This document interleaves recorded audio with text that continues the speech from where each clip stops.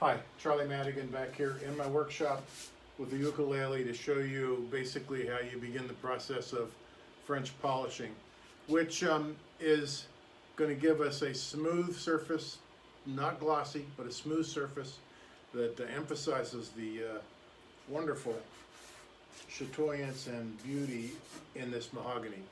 This ukulele, made in the 1950s at the Harmony factory, is all mahogany, and it fixes up quite well, as you'll see when I start doing this. The idea of French polishing is to keep the layer as thin as you can possibly keep it and put many layers on. Inside this I have 4 cotton balls. This is a piece of linen cut from an old linen shirt, and this is a syringe, not like a drug addict syringe, like a syringe that a mechanic would use to squirt oil. This is a syringe full of shellac. So I'm going to charge this, as they say, a little bit of shellac. We've already sanded the top of this, so we're working on a relatively smooth surface, and you'll see in a minute what it does.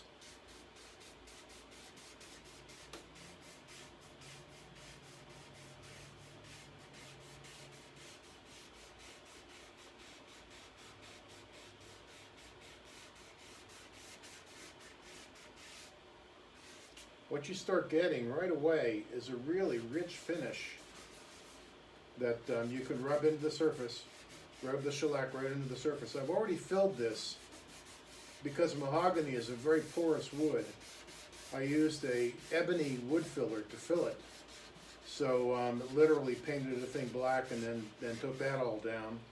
And now what we're doing is just rubbing shellac into the surface to put on a first coat of our French polish shellac, so you can see what it does.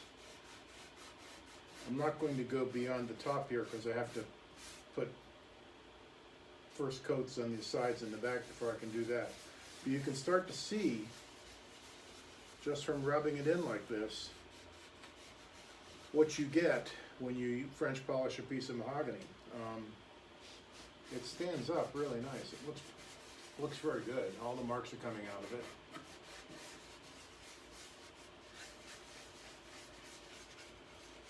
You just got to keep rubbing around in little circles. And if it gets sticky, and it will once the surface starts to dry, if it gets sticky, you use a little bit of salad oil or some kind of oil. I have walnut oil here. A little salad oil that you put on the bottom of your palm here, and it makes it go much more smoothly, so you can continue to rub smoothly into the surface. So you're going to do this for about 10 coats, I think, on this one.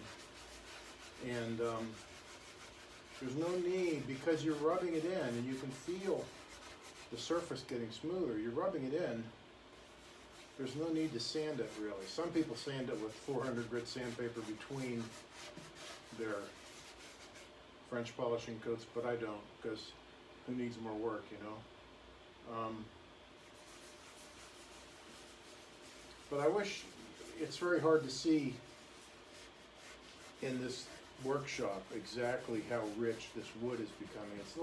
It's becoming like fudge. It's really sweet. Very nice. Very nice. And any of the little damage spots that happen when you're taking the old varnish off or whatever it was that they put in these things in the 1950s, those disappear. So you're ending up with this delightful, smooth top. It's not too shiny. It's shiny enough so you can see the grain and you can tell the beauty of it, but it's not so shiny that it's like, ouch my eyes, you know. It's very good. Very, very nice.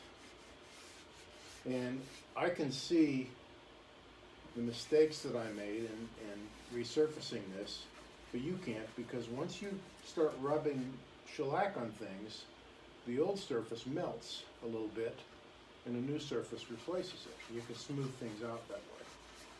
The beauty of working with shellac, and it's really is a beauty, The beauty of working with shellac is it's self-correcting. Every extra coat you put on fixes the mistakes of the last coat, smooths it out that much better, makes it look that much nicer, and it provides a really durable and dependable surface for a long time.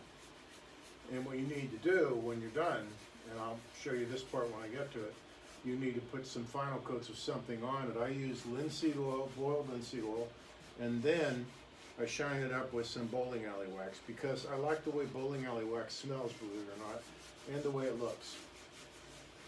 So that's about enough for this coat of shellac on the top of this ukulele. You can see it's a pretty nice look. It's a very nice look, actually. I'll hold it up so you can see it better.